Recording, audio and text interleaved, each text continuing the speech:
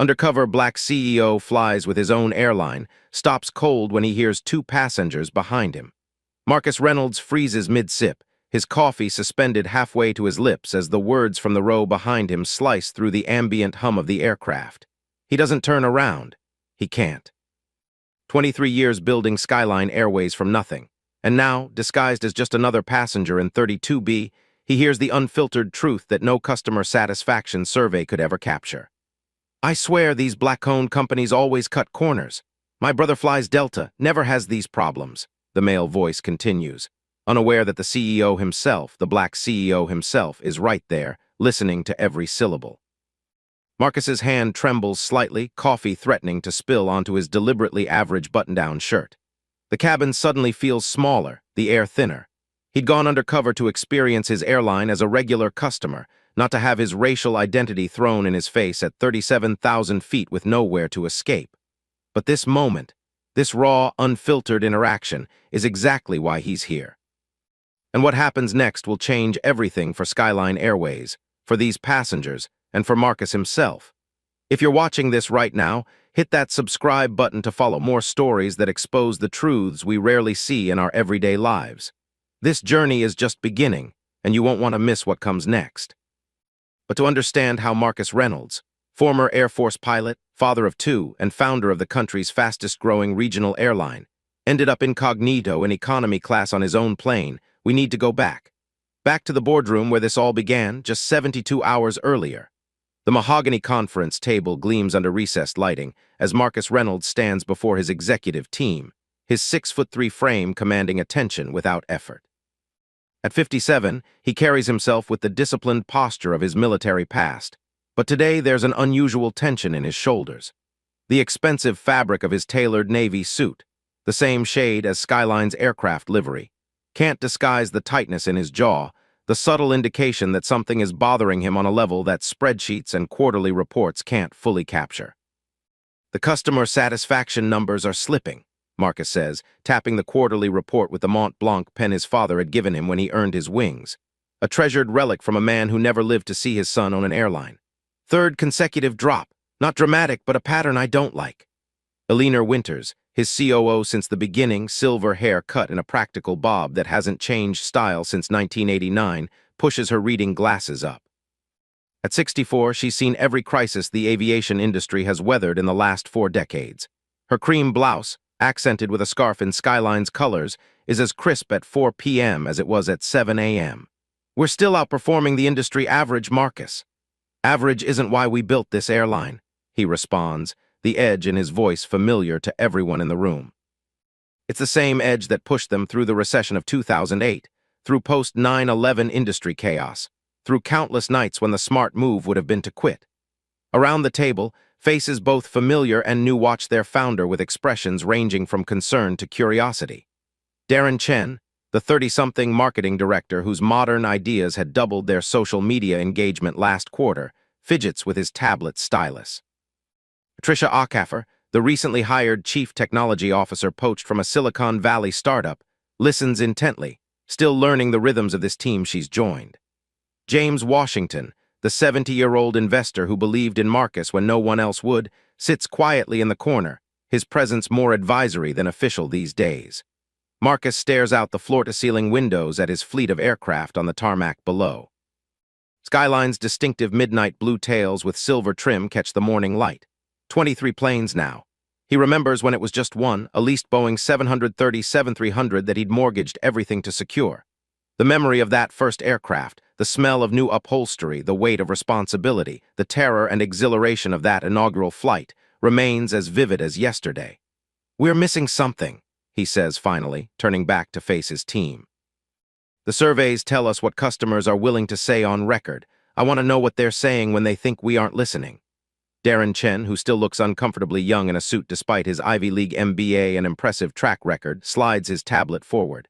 Focus groups, mystery shoppers, we could increase our social media monitoring. I'm going undercover, Marcus interrupts, the decision crystallizing as he speaks it aloud. 3 flights, different routes, economy class. The silence that follows is heavy with unspoken concerns. Eleanor is the first to find her voice. Marcus, with all due respect, you're, she hesitates, too recognizable. He raises an eyebrow, a slight smile playing at the corner of his mouth. The founder's face on the website, in the in-flight magazine, occasionally on CNBC? I'm aware. He reaches into his briefcase, Italian leather, a Christmas gift from his children 3 years ago, and pulls out a small case. Inside are glasses with thick black frames, nothing like the rimless ones he typically wears. I've given this some thought. Alina looks unconvinced. Glasses and what? A fake mustache? This isn't Undercover, boss, Marcus. Patricia stifles a laugh, quickly composing her features back to professional neutrality. Only 3 months into the job, she's still calibrating when humor is appropriate in these meetings. No mustache, he concedes, the hint of a smile fading. But I've been preparing. It's more than glasses. Different clothes, different haircut, different way of carrying myself. He pauses. Most of our customers have never seen me in person. The ones who have seen me on TV or in photos, see the CEO, the suit, the stance, the context. Take that away. You're still a 6'3" black man with rather distinctive features. Alina points out, her bluntness a product of 20 years of friendship. From the corner, James Washington clears his throat. At 70, his voice still carries the resonant authority that made him a formidable presence in boardrooms across America. Alina's right. I recognized you across a crowded benefit gala last year even though we hadn't seen each other in months. Marcus nods, acknowledging their concerns. Which is why I've chosen routes and times where I'm least likely to encounter staff who know me personally. The rest, I'll be hiding in plain sight. People see what they expect to see. He doesn't add what everyone in the room already knows, that as the black founder of a major airline, he spent his entire career navigating spaces where people see what they expect to see, for better or worse. That experience has taught him more about perception and invisibility than any corporate espionage training ever could. Darren looks intrigued now. Which routes are you thinking? Denver to Chicago, overnight Miami to Dallas, Phoenix to Salt Lake City. Diverse passenger demographics, Darren notes. Smart. Alina still isn't sold. And if you're recognized, then I pivot, make it a PR moment, but I won't be. Marcus's confidence isn't arrogance. It's the calculated certainty that has defined his business decisions for decades. I need to experience this airline as our customers do. No special treatment, no staff recognition, no filtered feedback. He doesn't add what they all know, that as a black man who built an airline from nothing, he's had to be twice as good, twice as prepared, twice as resilient as his competitors. That Skyline's success isn't just business, it's personal validation in an industry that wasn't designed to welcome him. What about the Williams merger talks? Alina asks, referencing the regional carrier they've been negotiating with for months. They're expecting to meet with you next week. And they will. I'll be back by then. This is happening, Alina. 3 days, 3 flights, starting tomorrow. Patricia raises a hand slightly, the gesture tentative. If I may, what specific metrics are you looking to evaluate during these flights? Should we prepare a structured observation protocol? The question, so characteristic of her analytical approach, draws Marcus's attention. Good question. Yes to metrics, on-time performance, staff interactions, comfort factors. But more importantly, I want to observe the intangibles. How does it feel to fly Skyline? Do our passengers sense the commitment to excellence we talk about in these meetings? Or is there a disconnect? The remainder of the meeting focuses on logistics. Who will handle which responsibilities during Marcus's absence? What communications protocols to establish? How to manage any unexpected situations that might arise? As the team files out, Alina lingers, as she has after countless meetings over their 2 decades of building this airline together. You know what this is really about, don't you? She asks when they're alone, leaning against the conference table, arms crossed. Marcus busies himself gathering his materials. Customer experience matters. Marcus, her tone makes him look up. The Miami incident last month, the complaint about discriminatory treatment from the gate agent, the story that ran in the Tribune, that's what this is about, isn't it? His jaw tightens almost imperceptibly. That situation was handled. The employee was disciplined. The passenger received compensation and an apology, but it's still eating at you. The incident in question had been relatively minor by industry standards. A black family with young children felt they'd been treated dismissively by a gate agent while white passengers received more attentive service. But minor or not, it represented everything Marcus had built Skyline to prevent. One incident is too many, he says simply. We built Skyline to be different. Alina's expression softens. No airline is perfect, Marcus, not even yours. Then we keep working until we are. He closes his briefcase with a decisive click. I built this company so people like me could travel with dignity, so my children could. If we're falling short of that in any way, I need to see it for myself. Alina recognizes the look in his eyes. It's the same one he had when he told her 23 years ago that he was leaving his safe, lucrative commercial pilot position to start his own airline. The same look he had when the first round of investors all said no, citing market realities while avoiding eye contact. "Just be careful," she says finally, "and keep your phone on." "Always do," he responds, though they both know that isn't strictly true. As a leaner leaves, Marcus turns back to the window, watching a Skyline Airways flight taxi toward the runway. His airline, his vision, built to the highest standards of service, safety, and dignity for all passengers, and somehow, despite everything they'd achieved, still vulnerable to the same prejudices and problems he'd sought to eliminate. 3 flights, 3 chances to see the truth. He had no idea just how revealing they would be. The transformation is more extensive than he'd let on to his executive team. In the privacy of his penthouse apartment that evening, Marcus studies himself in the full-length mirror. The expensive haircut that typically keeps his salt and pepper hair neatly trimmed has been replaced with something longer, slightly unkempt. The designer glasses have been swapped for the thicker frames that change the proportions of his face. Contact lenses turn his dark brown eyes to a lighter hazel. Gone are the tailored suits, the handcrafted Italian shoes, the subtle signifiers of wealth and position he's grown accustomed to. Instead, he wears khakis that are a size too large, softened by years of washes that he'd purchased from a thrift store. The button-down shirt is deliberately unremarkable. The shoes are scuffed at the edges, but the physical transformation is only part of it. Marcus practices altering his posture, less military straightness, more of the slight slouch he observes in men his age who have spent decades at desks. He adjusts his walk, his gestures, the timbre of his voice. He removes his Rolex, replacing it with a basic Timex that had belonged to his father. The platinum wedding band gives way to a simple gold one. Looking in the mirror, he sees not Marcus Reynolds, CEO of Skyline Airways, but Marcus Brown, middle management accountant, traveling for work. The apartment around him reflects the careful balance he's maintained between success and connection to his roots. African art collected during his travels hangs on walls painted in warm earth tones. A framed photo of his parents, his father in Air Force dress blues, his mother in a 1960s A-line dress, sits prominently on the mantel. Beside it, more recent photos of his children, Zoe in her Howard University sweatshirt, Marcus Jr., in his white coat from medical school orientation. His phone buzzes with a text from Zoe, a junior at Howard University. "Dad, you're really doing this? Mom says you've lost your mind." Marcus smiles. Though divorced for nearly a decade, he and Christine maintain a friendly co-parenting relationship, united in their devotion to Zoe and their son, Marcus Jr., who's in his first year of medical school. He texts back, "Market research, very normal CEO behavior." Zoe responds immediately, "Nothing about you has ever been normal, be safe." Love you too," he types, then adds, "Don't tell your brother, he'll want to come along and document it for his Instagram. Secret's safe, but I want all the details after." Marcus sets his phone down and completes his preparations. His real identification and credit cards go into a hidden pocket sewn into his carry-on, a necessary precaution for security screening.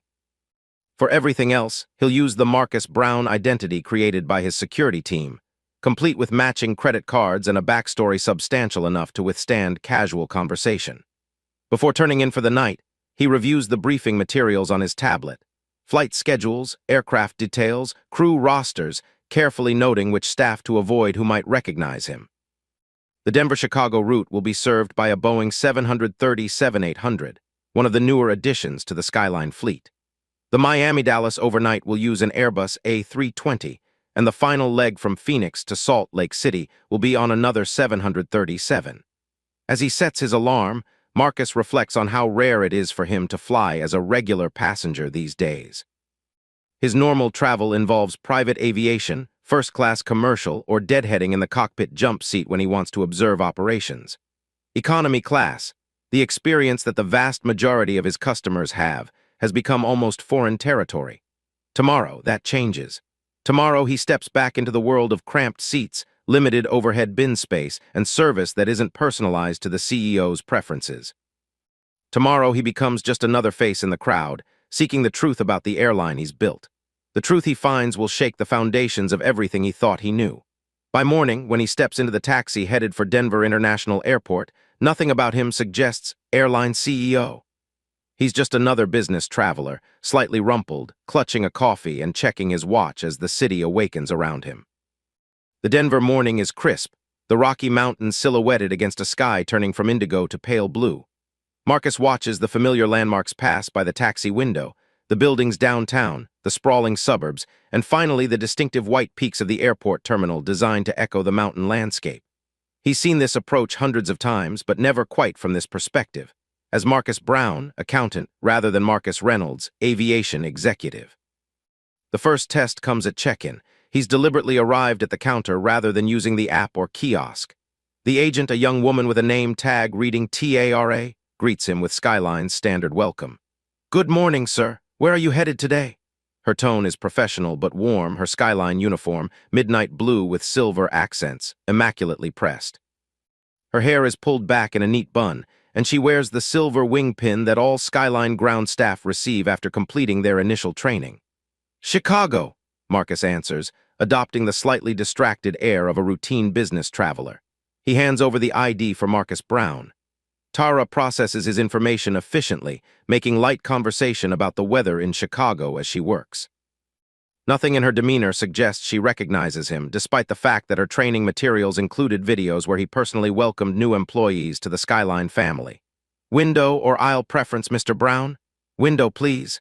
As CEO, he always chooses the aisle for ease of movement. This small difference feels significant somehow. "You're all set. Boarding at gate 23 begins at 8:15. Have a pleasant flight." Marcus thanks her and moves toward security, experiencing for the first time the standard customer journey without expedited processing or staff recognition. The line is longer than he expected. A family with young children navigates the complex choreography of removing shoes, electronics, and liquids while keeping track of boarding passes and each other. An elderly couple seems confused by the body scanner instructions. He finds himself making mental notes already. Could the signage be clear? Should Skyline consider dedicated family lanes during peak periods? Why isn't the pre-check lane fully staffed when the regular line is this long? The security process itself is a revelation. As Skyline's CEO, Marcus is accustomed to pre-check, clear, and often private aviation that bypasses traditional security entirely.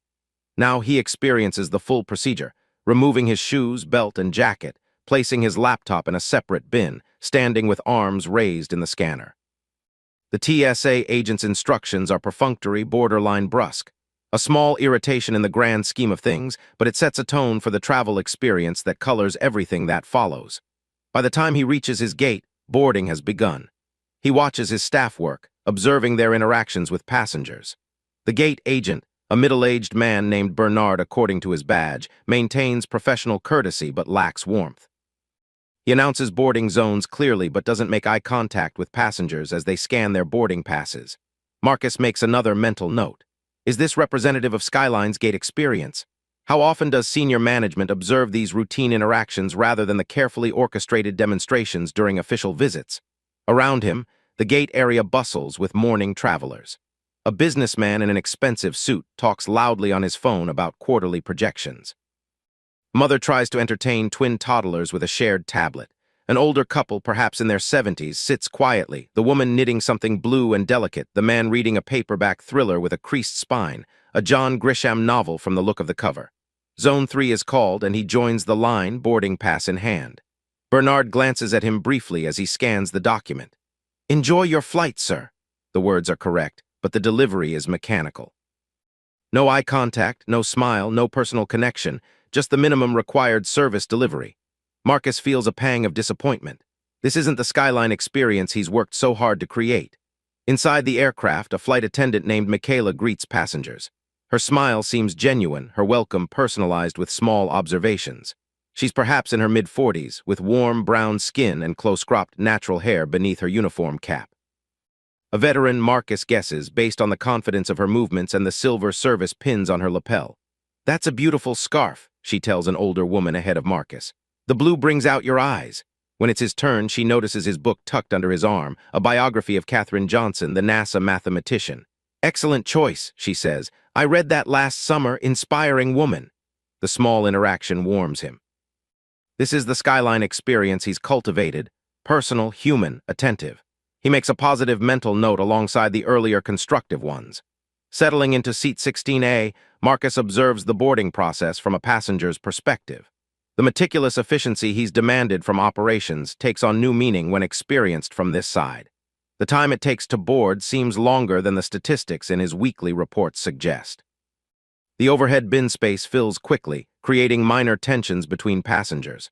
A harried mother with a fussy toddler takes the seat beside him. The child, a boy of perhaps 2, is red-faced and squirming. His dinosaur t-shirt is slightly stained with what looks like breakfast, and his tiny sneakers light up with each kick against the seat in front. "I'm so sorry," the woman says to Marcus, struggling to settle the child while stowing a diaper bag. Her hair is pulled back in a messy ponytail, dark circles under her eyes suggesting nights of interrupted sleep. "He's not usually like this. Ear infection." "No apology needed," Marcus assures her, helping to make space for her bag. "Flying can be tough on everyone, especially the little ones." The woman gives him a grateful look. "Thanks for understanding. We've been getting looks since the terminal." Marcus thinks about his own children at that age, about the times he'd traveled with them as a single father after the divorce, about the particular challenges that had presented. He'd always been hyper-aware of how his children's behavior might be perceived, conscious of the stereotypes about black fathers, about black children. "I remember those days," he tells her.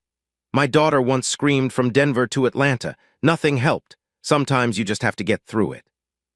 The shared experience visibly relaxes the woman.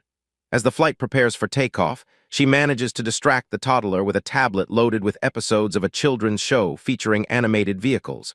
One Marcus recognizes from his grandnephew's obsession last Christmas. The remainder of the boarding process continues around them. An elderly man in a Vietnam veteran cap takes the aisle seat in their row, nodding politely but saying little. Across the aisle, a group of college students returning from what appears to be a ski trip compare photos on their phones, their excited chatter a counterpoint to the more subdued business travelers surrounding them. Marcus watches the final pre-departure checks with a professional eye. The door closure, the safety demonstration, the taxi procedure, all executed according to the standards he's established. Michaela's delivery of the safety information is clear and engaged, not the robotic recitation passengers often ignore. She makes eye contact with different sections of the cabin, ensuring her message is received. Once airborne, Marcus settles in with his book, occasionally making discreet observations of the cabin crew's service patterns. Michaela's attentiveness continues throughout the flight. Her colleague, a younger man named Jason, seems less engaged, going through the motions without the same connection to passengers. The difference is subtle but significant. In his CEO role, Marcus receives aggregated customer feedback data. Now he's seeing the individual interactions that generate those scores, the small human moments that collectively define the skyline experience. The toddler beside him eventually falls asleep, head resting against his mother's arm. She gives Marcus an apologetic smile. "Thank you for being so patient. I'm Lisa, by the way." "Marcus," he responds, using his real first name, one detail of his cover identity that remains unchanged. "Business trip?" she asks, clearly relieved to have adult conversation after hours of toddler management. "Yes," he answers, sticking to the simple backstory he's prepared. "Accounting conference in Chicago, not very exciting." "Sounds peaceful compared to chasing this little tornado," she laughs softly. "We're visiting my parents, first time they'll meet their grandson in person." The conversation flows easily after that, the kind of casual human connection that happens between strangers sharing proximity. Lisa tells him about her job as a physical therapist, her recent move from Seattle to Denver, her husband who couldn't get time off work for this trip. Marcus shares carefully curated details from his cover story, while drawing on real experiences of traveling with his own children years ago. What strikes him most is how this interaction, this simple human exchange, forms an essential part of the travel experience that rarely appears in customer satisfaction metrics or operational reports. The way Michaela's genuine smile made him feel welcomed. The relief in Lisa's eyes when he didn't react negatively to her toddler. The small community that forms, however temporarily, among people sharing the intimate space of an aircraft cabin. The Chicago flight lands without incident. As a passenger rather than a VIP, Marcus waits his turn to deplane, thanking the crew as he exits. Michaela gives him a warm smile. "Enjoy that book. The part about her calculations for the moon landing is fascinating." The mother with the toddler gives him a parting smile of appreciation for his patience during the moments when her child's distress had peaked. "Have a good conference," she says, "and thanks again." In the terminal, he observes passengers rushing to connections, reuniting with loved ones, or simply continuing their days. He's struck by how rarely he experiences this part of his airline's service, the actual feeling of being processed through the system he's designed. His second flight departs in 6 hours, the overnight Miami to Dallas route. He has time to compile his initial observations and grab a meal. Finding a quiet corner in a terminal restaurant, he orders a sandwich and opens his notebook, careful to record details while they're fresh. Service quality varies significantly between individual staff members. Boarding process feels longer than our metrics suggest. Passenger perspective differs from operational data. Gate announcements clear but impersonal at Denver. Overhead bin constraints create passenger friction, potential redesign needed. Michaela Fa exemplifies ideal skyline service approach, personalized, attentive, genuine. Jason Fa technically competent but lacks engagement connection with passengers. Security experience shapes passenger mood before they even reach our aircraft. Consider partnerships improvements. Human connections between passengers form important part of experience. How do we facilitate this? He's still writing when his phone buzzes with a text from a leaner. Recognized yet? He smiles and responds. Not even close. Denver to Chicago complete. All normal, Miami next. Normal is boring, she texts back. We like boring in this business. Marcus agrees, though part of him had almost hoped for some minor service issue to address. The true test will come with the overnight flight, when staff are tired, when service standards are most likely to slip. He has no idea that the real revelation awaits not in Miami, but on his final flight, where a simple conversation overheard at 37,000 feet will challenge everything he thinks he knows about the airline he built. For now, though, he has several hours in Chicago before his connection to Miami. He decides to visit the Skyline Lounge, not the private area reserved for executive use, but the regular premium traveler space his frequent flyers experience. The lounge attendant scans his boarding pass and premium membership card without a second glance. Welcome to Skyline Lounge, Mr. Brown. Enjoy your stay. Inside, the space is exactly as he designed it years ago, comfortable seating arranged in configurations that allow for both privacy and conversation. A buffet offering fresh, high-quality food options, windows overlooking the tarmac where aircraft arrive and depart in a carefully choreographed dance.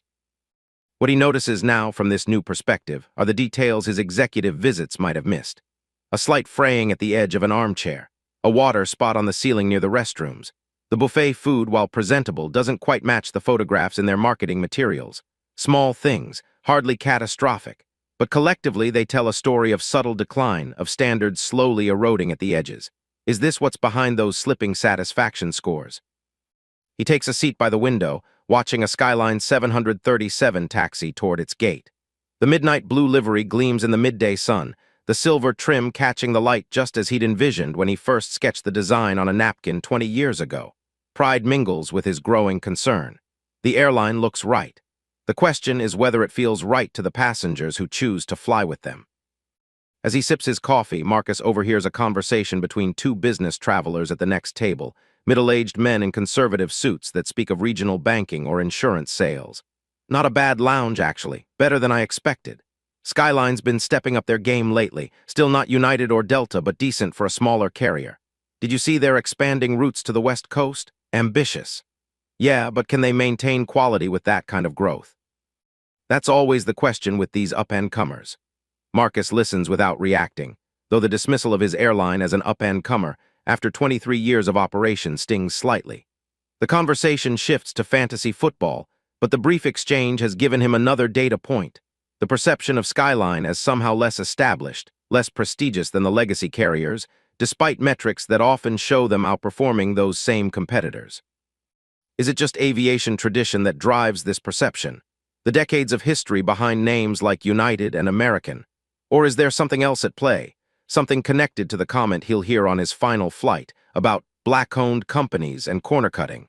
The thought lingers as he boards his flight to Miami later that afternoon. This leg of his journey, Chicago to Miami, isn't part of his official undercover plan, just a necessary connection to position him for the overnight Miami-Dallas route. Nevertheless, he continues his observations, noting the consistency of service across different crew members, different aircraft, different routes. By the time he checks into his Miami airport hotel for a few hours of rest before the overnight flight, Marcus has filled nearly half his notebook with observations both positive and concerning. The foundation of Skyline is solid, safety procedures followed meticulously, operations running efficiently, many staff members delivering exceptional service. But the cracks are visible too, inconsistencies between employees, small maintenance issues, moments where the passenger experience doesn't quite match the promise of their brand. As he sets his alarm for 9 p.m., giving himself enough time to reach the terminal for his 11:30 p.m. departure to Dallas, Marcus reflects on what he's learned so far. The airline he's built is good, very good in many ways, but is it the excellent, transcendent experience he's always envisioned? The evidence suggests not quite, not yet.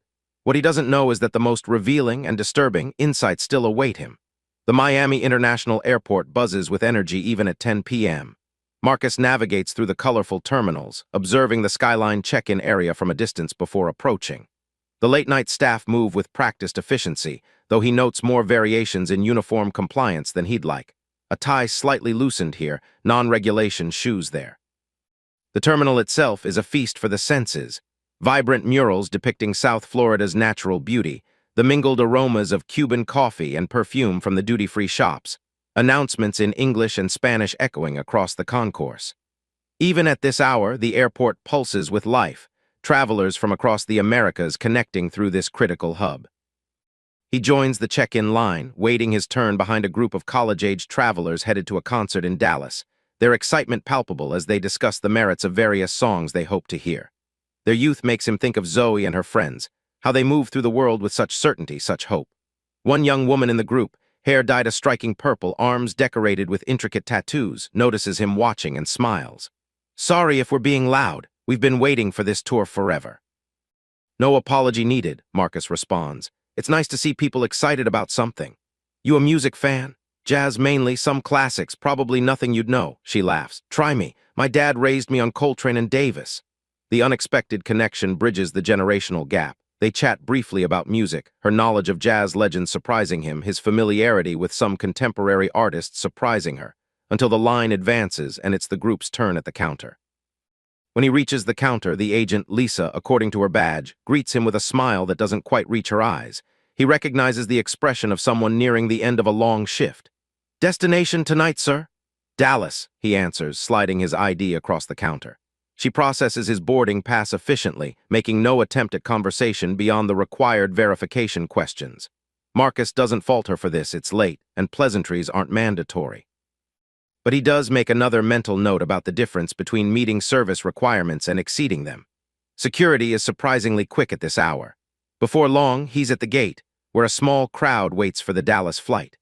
Many appear to be business travelers like himself, some already dozing in uncomfortable terminal seating, others working on laptops or scrolling through phones.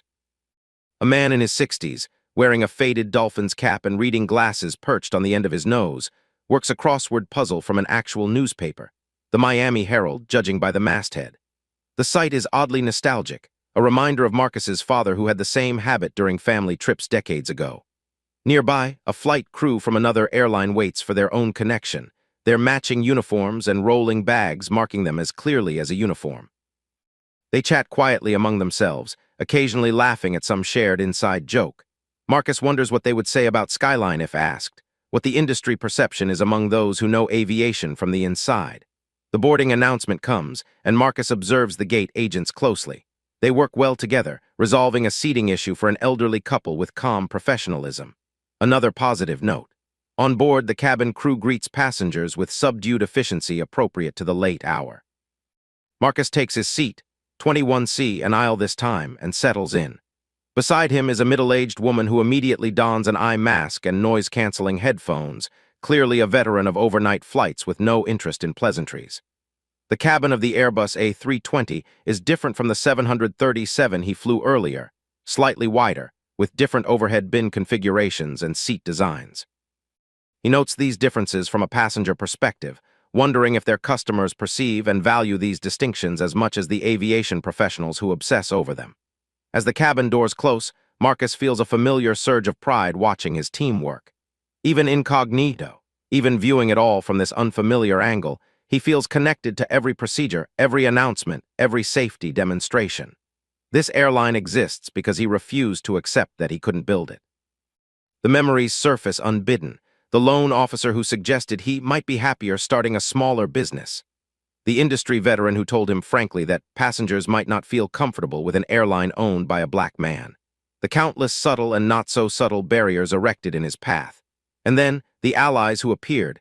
Eleanor, who left her secure position at a legacy carrier to join his unproven venture. James Washington, the investor who became a mentor and friend, who saw Marcus's vision when others couldn't get past his skin color. Christine, his then-wife, who worked double shifts as a hospital administrator to keep their family afloat during those precarious early years.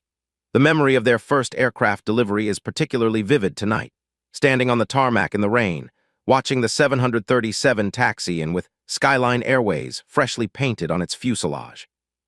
Christine beside him, pregnant with Marcus Jr., squeezing his hand so tightly it hurt. "You did it," she'd whispered. "You really did it." The aircraft pushes back from the gate, taxiing toward the runway. Marcus watches the familiar choreography of the safety demonstration, noting the flight attendant's clear diction and proper gestures. Another small victory in the pursuit of consistent excellence. Once airborne, the cabin lights dim for the overnight service. The flight attendants move efficiently through the cabin, offering water and blankets before retreating to allow passengers to sleep.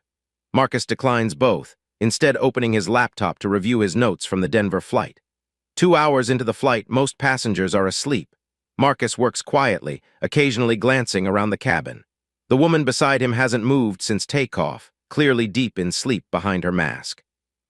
Across the aisle, an older man snores softly, a magazine still open on his lap. It's in this quietest part of the night, somewhere over the Gulf states, that Marcus witnesses something unexpected. A young woman, perhaps in her early 20s, makes her way forward from the back of the plane. Her movements suggest distress, one hand pressed to her stomach, the other bracing against seat backs for support. She's trying to reach the lavatory but seems unsteady. Before any flight attendant notices, she stumbles, nearly falling into an empty seat. Marcus rises immediately, moving to help her. "Are you all right?" he asks quietly, offering his arm for support. Her face is pale, beaded with sweat. "Just need to get to the bathroom," she manages, embarrassment coloring her voice despite her obvious discomfort. Marcus helps her to the lavatory door, then signals to Jason, the flight attendant he'd observed on his earlier flight, who's organizing the galley area. "This passenger seems unwell," Marcus explains in a low voice, conscious of not drawing attention that might further embarrass the young woman. Jason glances toward the lavatory door, then back at Marcus. His expression shifts subtly, and Marcus recognizes it immediately, the slight hardening, the flash of judgment. "Probably had too much to drink at the airport bar," Jason says dismissively. "We get that a lot on these overnight flights." The assumption bothers Marcus deeply. Nothing about the young woman's demeanor had suggested intoxication. She'd seemed genuinely ill. "I don't think that's it," Marcus says carefully. "She might need medical assistance." Jason's posture changes slightly, defensive.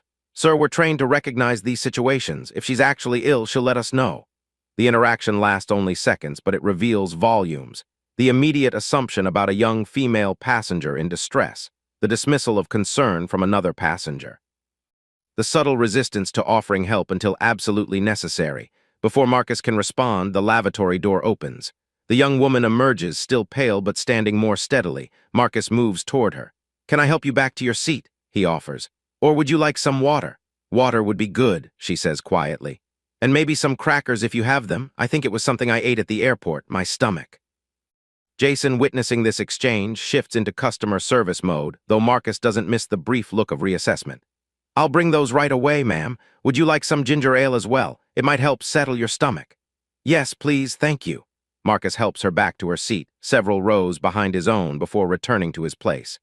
Minutes later, Jason delivers the requested items to the young woman, his manner now professionally solicitous. The incident itself is minor, a brief interaction in the quiet hours of an overnight flight, but it reveals something significant to Marcus.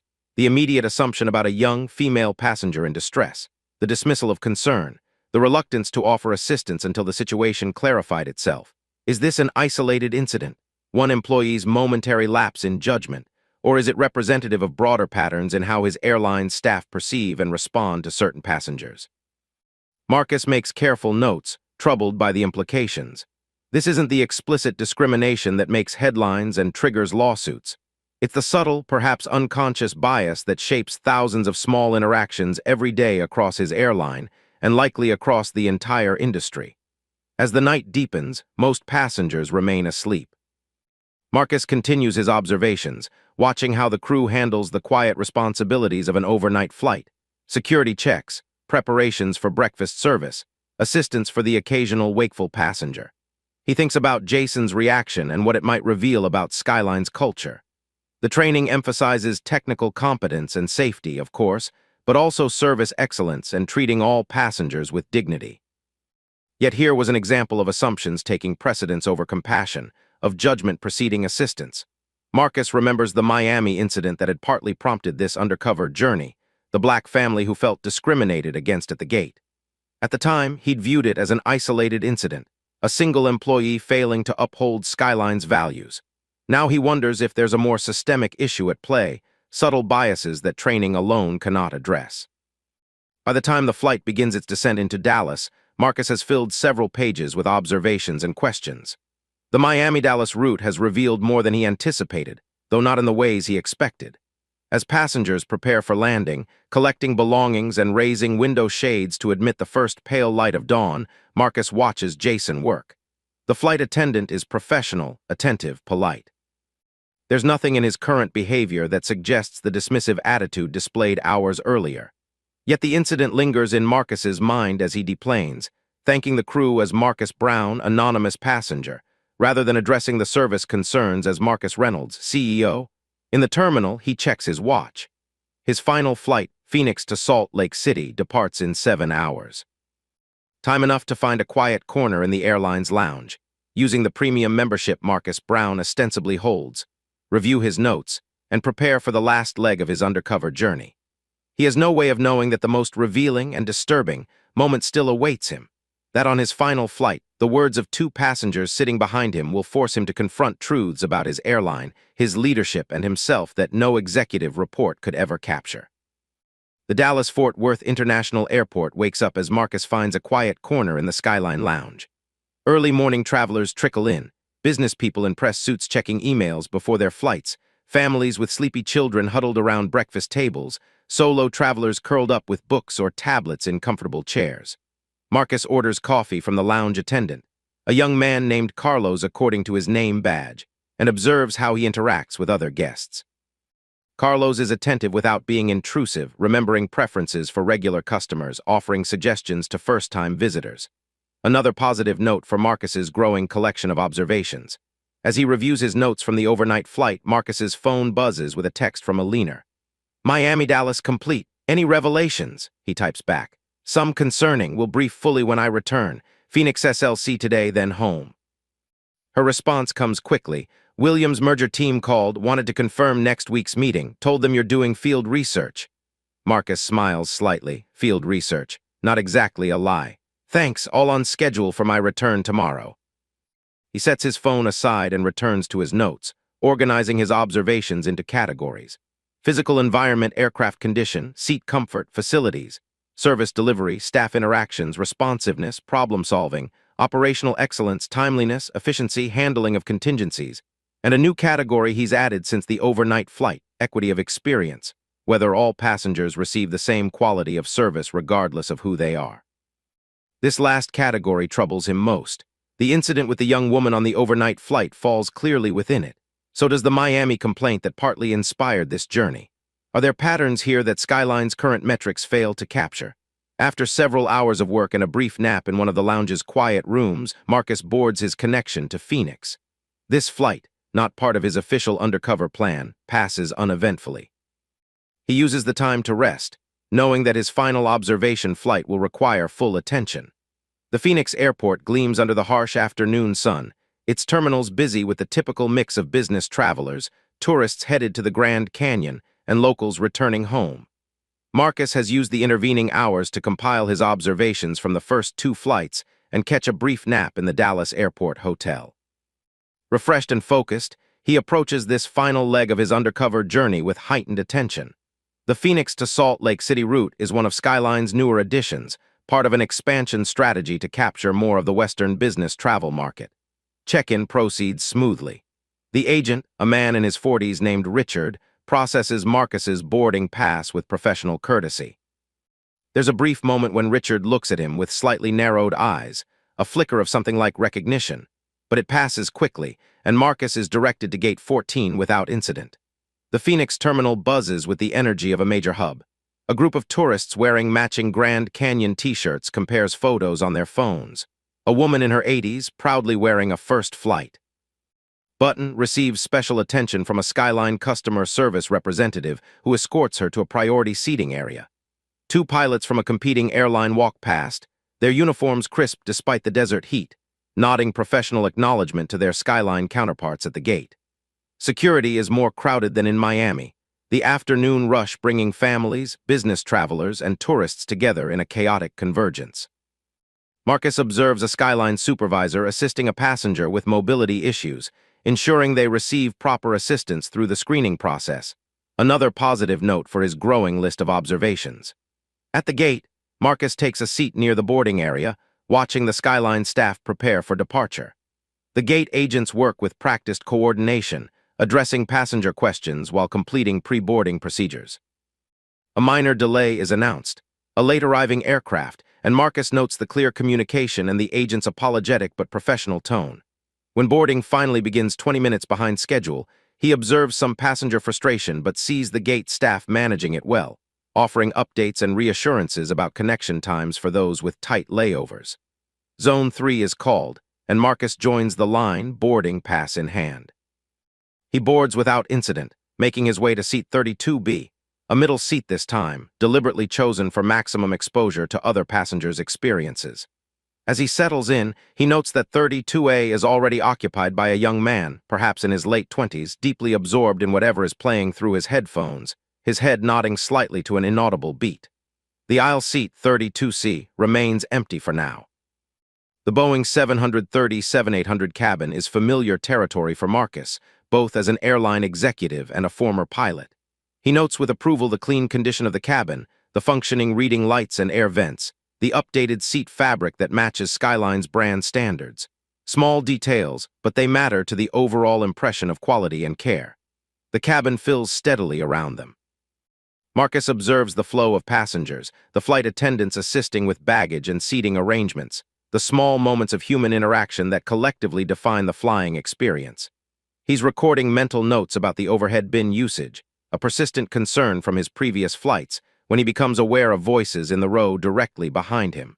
"Can't believe we got stuck with Skyline again. Last time was a nightmare." The voice belongs to a man, his tone carrying the distinctive clipped consonants of New England. "It wasn't that bad, Richard," a female voice responds, quieter but still audible. "The delay wasn't their fault, weather affects all airlines." "It's not just the delay," the man, Richard, continues.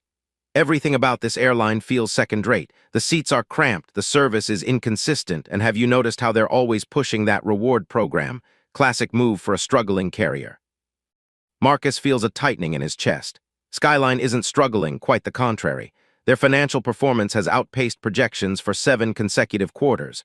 The rewards program, designed in partnership with major retailers and hospitality groups, is considered innovative within the industry. "Well, the price was right," the woman says pragmatically. "And we're only in the air for, 2 hours?" "I guess," Richard concedes, though his tone suggests reluctance. "Still, I swear these black-owned companies always cut corners. My brother flies Delta, never has these problems." Marcus freezes mid-sip, his coffee suspended halfway to his lips as the words slice through the ambient hum of the aircraft. He doesn't turn around. He can't. 23 years building Skyline Airways from nothing, and now, disguised as just another passenger in 32B, he hears the unfiltered truth that no customer satisfaction survey could ever capture. His hand trembles slightly, coffee threatening to spill onto his deliberately average button-down shirt. The cabin suddenly feels smaller, the air thinner. He'd gone undercover to experience his airline as a regular customer, not to have his racial identity thrown in his face at 37,000 feet with nowhere to escape. "Richard," the woman's voice is sharp with embarrassment. "That's a terrible thing to say." "What? I'm just being honest. You can't deny there's a difference in quality." Marcus carefully sets his coffee in the cup holder, working to keep his breathing steady, his expression neutral. The young man in 32A remains oblivious, lost in his music. The final passenger for their row, a middle-aged woman in a business suit, arrives and takes the aisle seat beside Marcus, exchanging brief nods of acknowledgement before turning her attention to her tablet. Behind him, the conversation continues in hushed tones, occasionally rising enough for Marcus to catch fragments. "Not saying it's because they're black, just that maybe they don't have the same resources." "Completely inappropriate, Richard. You don't even know if that's true. Just look at the evidence. When's the last time you heard anyone recommend this airline?" Each word lands like a physical blow. Marcus has heard variations of these sentiments throughout his career, the subtle and not-so-subtle suggestions that his success must somehow be qualified, diminished, explained away. But hearing it from a passenger, casually dismissing the airline he's poured his life into, hits differently. The flight attendants begin the safety demonstration. Marcus forces himself to focus on their presentation, to assess their clarity and professionalism as he's done on previous flights. But his mind keeps returning to the conversation behind him, to the casual racism wrapped in consumer criticism, to the assumption that black ownership must equate to inferior quality. As the aircraft begins taxiing, Marcus weighs his options. As CEO, he could identify himself, confront the passenger, make this a teachable moment. But that would compromise his undercover mission and potentially create a scene that would disturb other passengers. As a black man who has navigated similar moments his entire life, he could turn around and calmly challenge the assumption, speaking not as the airline's owner but simply as another traveler who overheard an offensive remark. Or he could remain silent, continue his observation, use this painful moment to inform future decisions about how Skyline addresses these perceptions, deserved or not. The aircraft accelerates down the runway, pressing him back into his seat as Phoenix falls away beneath them. Marcus Reynolds, who has built his life and his company on confronting challenges directly, chooses the third option. For now, he will listen. He will observe. He will use this unexpected revelation to understand a dimension of the customer experience he hadn't fully considered. Because the truth, the painful truth he's always known, but sometimes allows himself to forget, is that for some passengers, the perceived quality of his airline will always be filtered through the lens of his race. No amount of operational excellence or customer service training can fully eliminate that reality. As the aircraft levels off at cruising altitude, Marcus opens his notebook and begins to write, his handwriting more forceful than usual, pressing the pen into the page with deliberate control. Behind him, the conversation has moved on to other topics, but the damage is done. The words hang in the air between them, unacknowledged but impossible to unhear. This moment, this raw, unfiltered interaction, is exactly why he came. And what happens next will change everything for Skyline Airways, for these passengers, and for Marcus himself. The seatbelt sign dims as the aircraft reaches cruising altitude. Marcus continues writing in his notebook, processing what he's heard while maintaining the appearance of a business traveler making routine notes.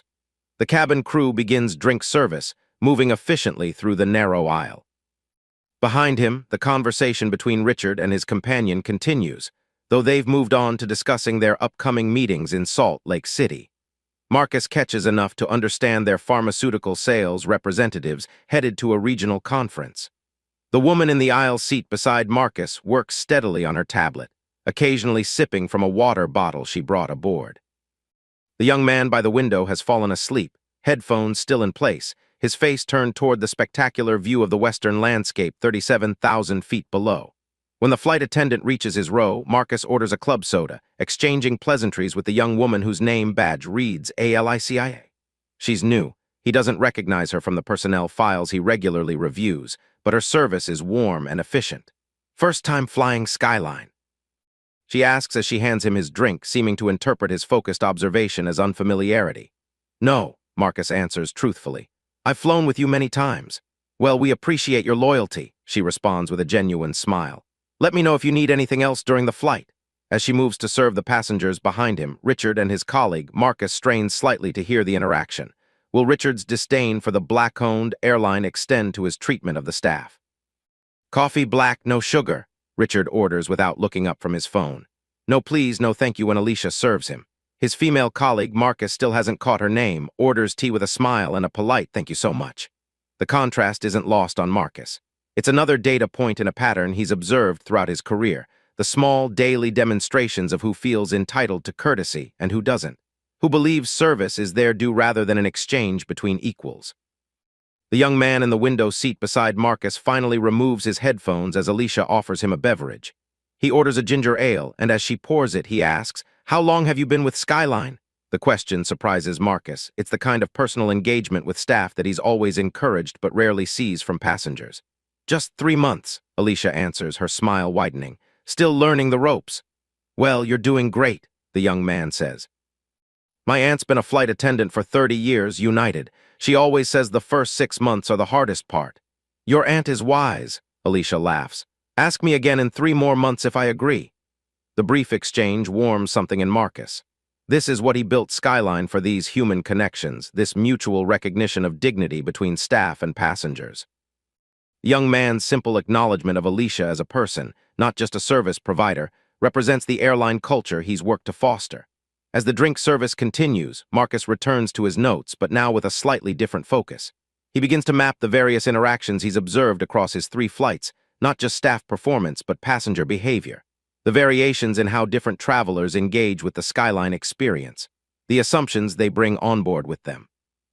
The middle-aged businesswoman beside him works steadily on her tablet, occasionally sipping her tomato juice. The young man returns to his music. Behind him, Richard and his colleague discuss sales, targets, and territory expansions. Marcus is so absorbed in his observations that he almost misses the announcement from the captain about expected turbulence ahead. Moments later, the seatbelt sign illuminates, and Alicia returns to collect trash before securing the cabin.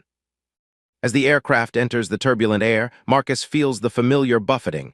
Nothing severe, just the atmospheric roughness common to this route as the plane traverses the mountainous terrain below. He's flown this path countless times as a pilot himself, before trading the cockpit for the boardroom. The turbulence intensifies slightly. Beside him, the young man grips the armrest, his knuckles whitening. Marcus recognizes the signs of flight anxiety, the shallow breathing, the fixed stare, the tension radiating from his body. Not a fan of bumpy air? Marcus asks quietly. The young man gives a tight smile. That obvious, huh? It's more common than you'd think. I was a pilot for 17 years, saw it all the time, even in frequent flyers. The revelation of his former profession seems to interest the young man, momentarily distracting him from his anxiety. No kidding, commercial. Yes. Started military, then commercial, Boeing mostly. And now, Marcus hesitates, conscious of maintaining his cover. Corporate world, much less exciting. Miss flying? Every day, Marcus answers truthfully. There's nothing like it.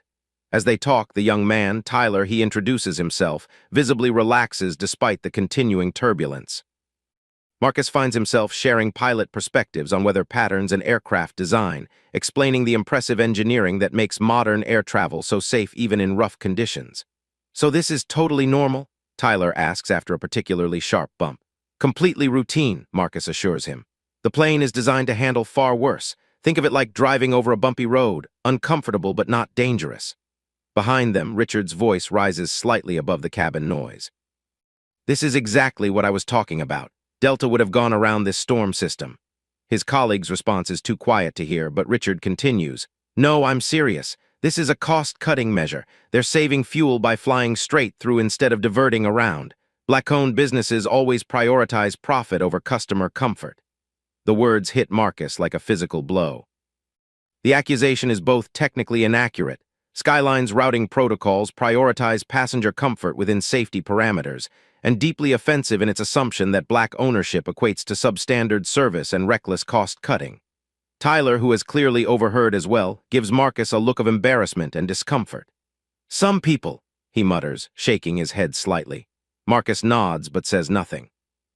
Inside, a storm of emotions rivals the turbulence outside. Anger, hurt, the familiar weariness of confronting prejudice, and beneath it all, a deep concern about what this passenger's attitude might represent among a broader segment of travelers. The turbulence begins to subside as the aircraft navigates through the rough air. The captain announces they'll be starting their descent into Salt Lake City within 20 minutes, thanking passengers for their patience during the bumpy section. As the seatbelt sign turns off, Marcus excuses himself to use the lavatory, needing a moment alone to compose his thoughts. In the tiny bathroom, he stares at his reflection, the unfamiliar glasses, the altered hairstyle, the deliberately unremarkable clothes that have allowed him to move through his airline unrecognized. 3 flights, 3 different experiences, dozens of interactions observed. And now this most revealing moment, a passenger who sees Skyline's very identity, Marcus's identity, as a liability rather than the point of pride it has always been for him. When he returns to his seat, Marcus has made a decision. His undercover journey has yielded more insight than he anticipated, both positive and troubling. Now he needs to determine what to do with these revelations, particularly regarding the passenger seated directly behind him. You okay? Tyler asks as Marcus settles back into his seat. You looked pretty intense walking back. Just thinking, Marcus replies, surprised that this young stranger has noticed his emotional state. Work stuff. Tyler nods, not pressing further. Thanks again for the flying info, definitely helped with the turbulence. Glad to hear it. The businessman beside Marcus, he's picked up that her name is Diane from her phone calls, glances at her watch and begins packing up her tablet. The subtle choreography of preparation for landing has begun throughout the cabin. Magazines tucked away, tray tables secured, personal items gathered. Behind him, Richard and his colleague continue their conversation, their voices now low enough that Marcus can only catch fragments, something about sales projections and competitor products. The overt racism has subsided, but its impact lingers. As the aircraft begins its descent into Salt Lake City, Marcus finds himself at a crossroads. The conversation he overheard has crystallized a challenge that statistics and customer surveys could never fully capture. It's one thing to build an exceptional airline. It's another to overcome the biases that some passengers bring on board with them. The question now is how to address it, not just with this particular passenger, but systemically across the entire skyline experience. The descent into Salt Lake City offers spectacular views of the mountains and the Great Salt Lake, the late afternoon sun casting long shadows across the landscape. Tyler, having overcome the worst of his flying anxiety, now peers past Marcus to glimpse the scenery through the small window. First time in Salt Lake? Marcus asks, noting the young man's interest. Yeah, conference for graphic designers. I've heard it's beautiful here. It is, Marcus confirms. The light at sunset on the mountains, there's nothing quite like it. As the aircraft taxis toward the terminal, the captain's voice comes over the intercom, thanking passengers for choosing Skyline Airways and announcing the local time and temperature. The professional, welcoming tone reminds Marcus of his own days making such announcements, the subtle pride in bringing passengers safely to their destination. Behind him, Richard mutters something too low to hear clearly, but the dismissive tone suggests another critique of Skyline's service. His colleague responds with a hushed, "Let it go, Richard." The aircraft docks at the gate, and the familiar symphony of unbuckling seatbelts and opening overhead bins begins. As a middle-seat passenger, Marcus waits his turn, allowing the aisle passenger, Deanne, the businesswoman who has barely spoken throughout the flight, to gather her belongings and step into the aisle. This places him directly behind Richard and his colleague as they prepare to deplane. From this vantage point, Marcus can finally see the man whose comments have so deeply affected him. A middle-aged white man in an expensive suit, his salt and pepper hair expertly cut, his posture radiating a confidence that borders on entitlement. Standing in the slow-moving deplaning line, Richard continues his critique of Skyline, now loud enough for several nearby passengers to hear. The whole experience feels second-rate. The boarding process was chaotic, the seats are cramped, and did you notice how old the entertainment system is? I'm telling Williams to book us on a different carrier next time, even if it costs more. His colleague, a woman approximately the same age with auburn hair pulled back in a professional bun, looks uncomfortable. Richard, please, it wasn't that bad. You're too easily satisfied, Karen. We deserve better service than this. The line inches forward. Marcus maintains his composure, though each word stings. He's proud of Skyline's entertainment system, recently upgraded across the fleet at considerable expense. The boarding process he witnessed followed standard industry protocols. The seat pitch in economy meets or exceeds that of competitors, yet Richard's perception, filtered through his biases, is of inferior service from a black-owned business. As they near the aircraft door, Alicia stands with another flight attendant, thanking passengers as they exit. When Richard passes, he barely acknowledges them. Karen, following behind, offers a smile and a quiet "thank you for the flight." When it's Marcus's turn to exit, he pauses briefly. "Thank you, Alicia. Excellent service today." She beams at the recognition. "Thank you, sir. Have a wonderful stay in Salt Lake City." In the jet bridge, Marcus can see Richard and Karen walking ahead, already deep in conversation with each other. He could let them go, continue his anonymous observation until he returns to headquarters tomorrow. Or he could seize this opportunity to address what he's heard directly. For 23 years, Marcus Reynolds has built Skyline Airways on the principle that excellence speaks for itself. That providing superior service would overcome the prejudices and assumptions some might hold about a black-owned airline. Has that approach been naive? Decision made, Marcus increases his pace, catching up to Richard and Karen as they enter the terminal. "Excuse me," he says politely. They turn, Richard with a slightly impatient expression, Karen with neutral curiosity. "I couldn't help overhearing your comments about Skyline Airways," Marcus continues, maintaining his calm, professional demeanor. "I'm curious about your experiences with the airline." Richard looks momentarily taken aback by the direct approach from a stranger but recovers quickly. Just sharing my honest opinion. The service doesn't compare to the major carriers. I see, Marcus nods thoughtfully. And you mentioned specifically that it's because Skyline is black-owned. Corinne's eyes widen slightly. Richard's expression hardens. I was making an observation based on my experience, he says defensively. If you're looking to be offended, not at all, Marcus interrupts smoothly. I'm genuinely interested in understanding your perspective. You see, I have a particular connection to Skyline Airways. He extends his hand. Marcus Reynolds, founder and CEO. The color drains from Richard's face. Corinne stifles a small gasp. Several nearby passengers who have been pretending not to listen now watch openly, sensing the unfolding drama. I've been traveling incognito on our routes this week, experiencing Skyline as our passengers do, Marcus explains, his voice remaining conversational despite the tension crackling in the air. Your feedback, though painful to hear, is valuable. I'd like to understand more about where you feel we're falling short. Richard stands frozen, clearly processing the magnitude of the situation. That the black CEO of the airline he just disparaged was sitting directly in front of him the entire flight. Corinne recovers first. Mr. Reynolds, I'm so sorry for. No need to apologize on anyone's behalf, Marcus says gently. I'm not here to embarrass anyone, I'm here to learn. He turns his attention back to Richard, who still hasn't spoken. Would you join me for coffee? I'd genuinely like to hear more about your experiences with Skyline, good and bad. No recordings, no publicity, just a conversation about how we can improve. The invitation, extended with sincere professionalism rather than confrontation, seems to catch Richard off guard. He glances at Corinne, then back at Marcus, clearly weighing his options. I have a tight connection to our hotel shuttle, he says finally. Marcus nods, accepting the excuse without challenge. I understand. Perhaps this instead. He reaches into his pocket and hands Richard a business card, one of his actual CEO cards, not the Marcus Brown identity he's been using. If you have specific feedback about how Skyline can better serve you, I'd welcome an email, direct to me. Richard takes the card automatically, staring at it as if it might bite him. Our customers' experiences matter to us, all our customers, Marcus continues, even when the feedback is difficult to hear.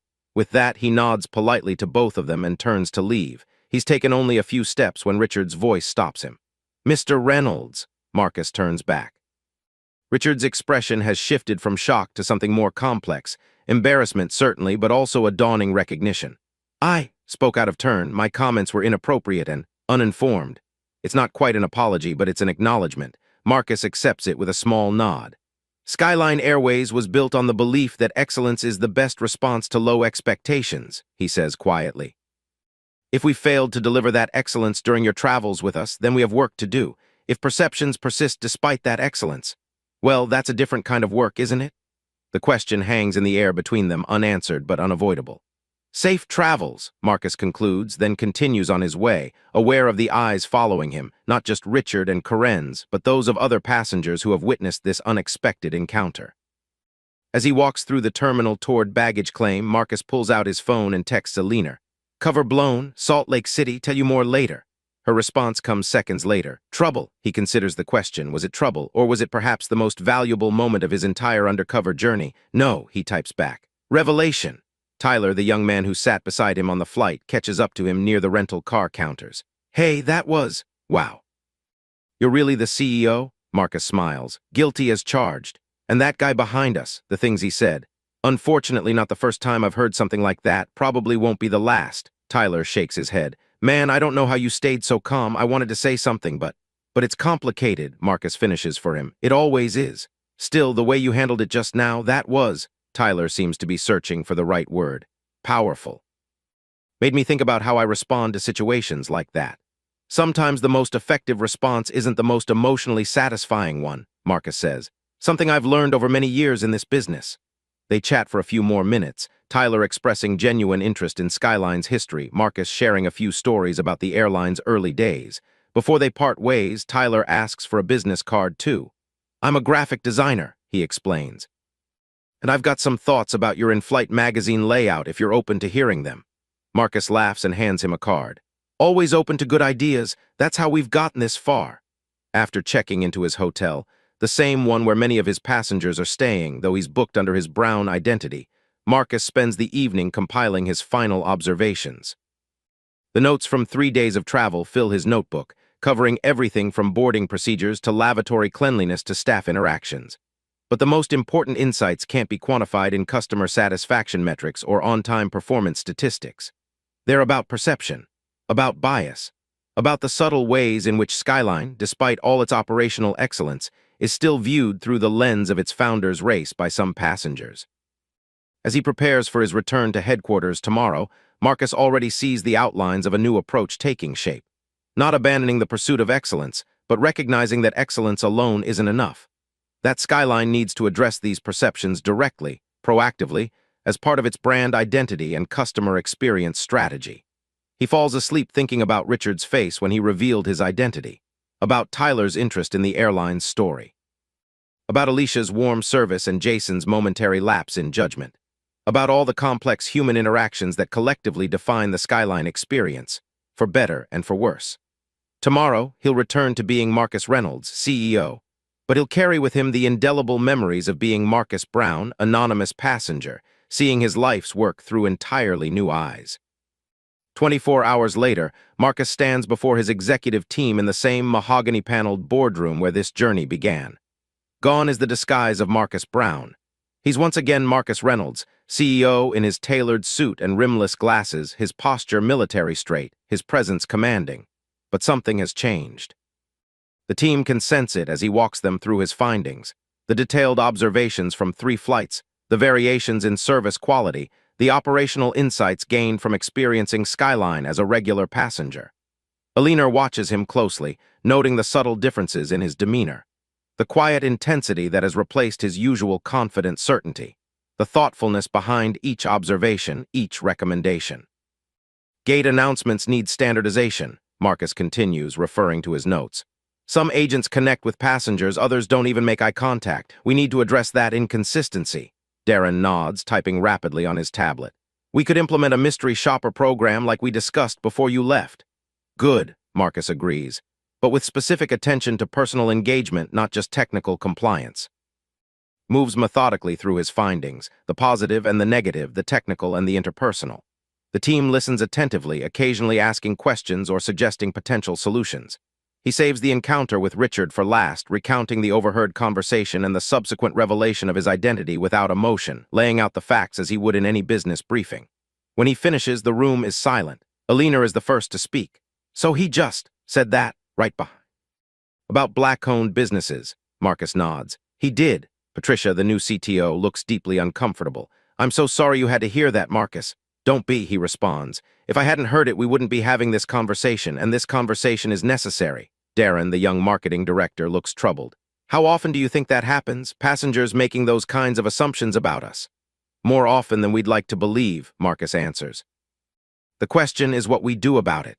James Washington, who has been listening quietly from his corner seat, leans forward. In my experience, you can't change people's prejudices overnight, sometimes not at all.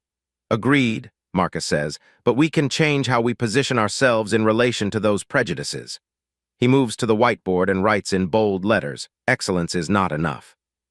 For 23 years, he continues, I've operated on the principle that if we build an airline that delivers superior service, the quality will speak for itself. That excellence would overcome whatever preconceptions passengers might bring on board with them. He taps the whiteboard. I was wrong. Alina shakes her head. Marcus, one racist passenger. It's not about one passenger, he interrupts gently. It's about recognizing that for some travelers, their experience of Skyline will always be filtered through their biases, conscious or unconscious. Excellence alone cannot overcome that. He turns back to the team. Which means we need to be more deliberate, more intentional about shaping the narrative around who we are and what we stand for.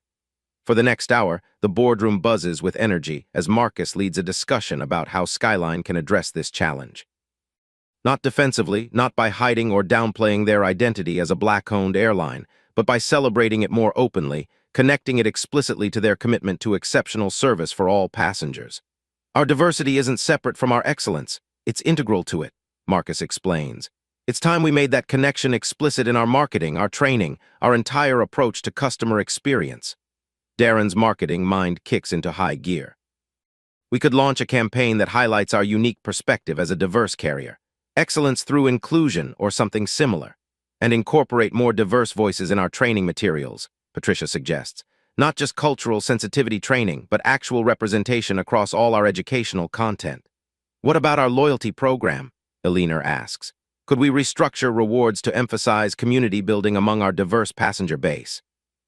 The ideas flow freely, building on each other, creating a new vision for how Skyline can address the challenge Marcus uncovered during his undercover journey. James Washington, who has been quiet through much of this brainstorming, finally speaks up. I remember when you first came to me with the idea for this airline, Marcus. People said it couldn't be done, that the industry wouldn't accept a black-owned carrier, that passengers wouldn't trust it. He looks around the table. They were wrong then. And we'll prove them wrong again now. As the meeting concludes, the executive team disperses with renewed purpose, each charged with developing specific initiatives to implement this vision. Eliner lingers once again just as she did 3 days earlier. So what happened with the passenger, Richard, after you identified yourself? Marcus smiles slightly. He was embarrassed, of course, offered something close to an apology. And you accepted it. I invited him to email me with specific feedback about how we could improve his experience. Eliner raises an eyebrow. Generous of you. Strategic, Marcus corrects. The best way to overcome prejudice is through personal connection. If Richard emails me, that's an opportunity to change one person's perspective. If he doesn't, he shrugs. Then we focus on the broader work of changing the narrative for all the Richards out there. Eliner studies him for a moment. You know, most CEOs who went undercover and heard what you heard would have fired half their staff and launched some grand anti-bias initiative that would have everyone walking on eggshells. Would that solve the real problem? No, she admits, but it would look like decisive action. I'm not interested in looking decisive. I'm interested in being effective. Marcus gathers his notes from the table. Besides, I saw far more good than bad out there. Michaela in Denver, the gate team in Phoenix. Alicia on that final flight. They're already delivering the Skyline experience we envisioned. And Jason, the flight attendant who dismissed the sick passenger. Training opportunity, Marcus says firmly. Not a termination offense. We all have our biases, Eliner. The question is whether we're willing to recognize and address them. As they walk out together, Eliner asks one final question. Was it worth it, going undercover? Marcus thinks about the 3 flights, the dozens of interactions observed, the insights gained that no executive report could have provided. He thinks about Richard's face when he realized who had been sitting in front of him. He thinks about Tyler, the anxious young graphic designer who showed such kindness to Alicia. He thinks about Lisa and her toddler, about the elderly couple in Phoenix, about all the passengers whose experiences collectively define what Skyline Airways means in the world. Yes, he says finally, it was worth it. I built this airline so people like me could travel with dignity. Now I understand better what that really means, not just for passengers who look like me, but for all of our customers and for our employees too. As they reach the elevator, Marcus pulls out his phone to check his messages. Among the dozens of emails awaiting his attention, one subject line stands out. From Richard Davis, Skyline Airways feedback. Eliner notices his expression. What is it? Marcus shows her the screen, a small smile playing at his lips. It seems our friend Richard has decided to take me up on my offer. Are you going to read it now? Marcus shakes his head, pocketing the phone. Later. First, I have an airline to run. He steps into the elevator, Eliner beside him. An airline that stands for something more than just getting people from point A to point B. As the doors close, Marcus Reynolds, pilot, entrepreneur, leader, feels the familiar surge of determination that has driven him throughout his career. The challenges revealed during his undercover journey are substantial, but not insurmountable. The path forward is clearer now than it was 3 days ago. Excellence is not enough. But excellence combined with authenticity, with deliberate purpose, with the courage to confront difficult truths, that might just be the most powerful combination of all. And Skyline Airways, under his leadership, will continue to reach for the sky, not despite being black-owned, but proudly, purposefully because of it. 2 weeks later, Marcus sits in his office, reviewing the initiatives that have emerged from his undercover experience. The executive team has translated his insights into concrete action plans, some immediate, some longer-term, all aimed at addressing the challenges he identified. A knock at the door interrupts his review. Eliner enters, carrying a tablet. The new training module is ready for your approval, she says, handing him the device. It incorporates the scenarios you observed without identifying specific employees, of course. Marcus scrolls through the module, a sophisticated interactive training program designed to help staff recognize and address unconscious bias, both their own and that of passengers. It's thoughtful, nuanced, avoiding the simplistic approaches that often characterize such training. This looks excellent, he says. When can we implement? Next month's refresher training for all customer-facing staff. Darren's team is also finalizing the new marketing approach, should have concepts for you by Friday. Marcus nods, returning the tablet. And the Williams merger. Moving forward, your honesty about what you observed actually impressed them, said it showed integrity and commitment to continuous improvement. Good. Marcus turns to the window, gazing out at the tarmac where Skyline aircraft taxi in their distinctive livery. Any word from our friend Richard? Alina smiles slightly. Actually, yes. After your email exchange, he accepted your invitation to tour our operations center. He's scheduled for next Tuesday. Interesting, Marcus muses. I wasn't sure he'd follow through. People can surprise you, Alina pauses. Oh, and that young designer you met, Tyler, his suggestions for the in-flight magazine were actually quite good. The creative team wants to implement several of them. Marcus smiles at that. Sometimes the best insights come from unexpected places. As Alina leaves, Marcus returns to his desk and opens his email. Among the day's correspondence is a message from a name he doesn't recognize, Corinne Davis, Richard's colleague from the Salt Lake City flight. The subject line reads, "Thank you." Curious, Marcus opens it. "Dear Mr. Reynolds, you don't know me, but I was traveling with Richard Davis when you introduced yourself in Salt Lake City. I wanted to reach out personally to thank you for how you handled that situation. Richard and I have worked together for 15 years. He's not a bad person, but like many of us, he has blind spots he doesn't always recognize. Your approach, professional, dignified, focused on improvement rather than accusation, made an impact on him in a way that confrontation never could have. He's been different since that flight, more thoughtful about his assumptions, more careful with his words. He even defended Skyline when another colleague made a dismissive comment last week. Small changes, perhaps, but change nonetheless. I've booked my next business trip on Skyline, not out of guilt or obligation, but because I want to support a company led by someone who handles difficult situations with such grace and wisdom. Thank you for the lesson, not just for Richard, but for me as well. Sincerely, Corinne Mitchell. Marcus reads the email twice, feeling a complex mix of emotions. Pride in how he handled the situation. Hope that small moments can indeed lead to meaningful change. Renewed commitment to the path he's chosen for Skyline. He's composing his reply when his phone rings, his daughter Zoe. "Dad, I just saw the teaser for your interview on Business Innovators. When were you going to tell me?" Marcus laughs. "It's not airing for 3 weeks, Zoe. How did you even see it?" "I have my sources," she says mysteriously. "The part where you talk about going undercover, that's going to go viral, you know. That wasn't the point of sharing the story." "I know, Dad. But people are going to love it anyway. The black CEO who sits behind a racist passenger and then reveals himself. It's powerful stuff." Marcus sighs. "The point wasn't to shame anyone, Zoe. It was about learning how to make Skyline better.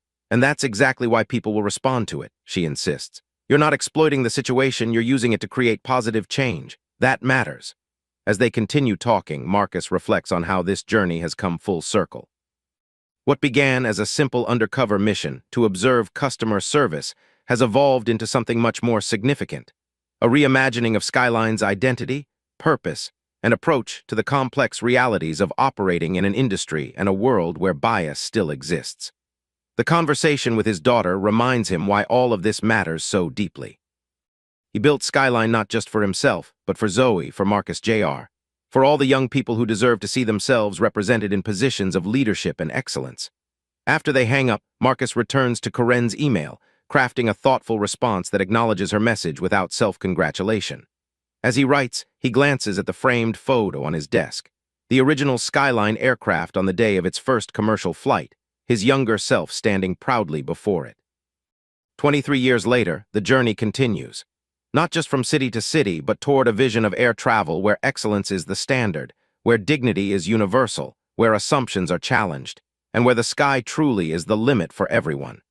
As he sends his reply to Corinne, Marcus makes a mental note to schedule another undercover trip in 6 months. Not because he lacks faith in his team's implementation of these new initiatives, but because the most valuable insights often come when you change your perspective, when you see your life's work through fresh eyes from a different seat. Next time, perhaps he'll try first class. If you enjoyed this story about confronting biases and building understanding, please hit the subscribe button and share your thoughts in the comments below. Where are you watching from? I'd love to know which part of this journey resonated most with you. Your support helps us continue creating meaningful content that challenges perspectives and opens hearts. Subscribe now and join our community of storytellers and truth seekers.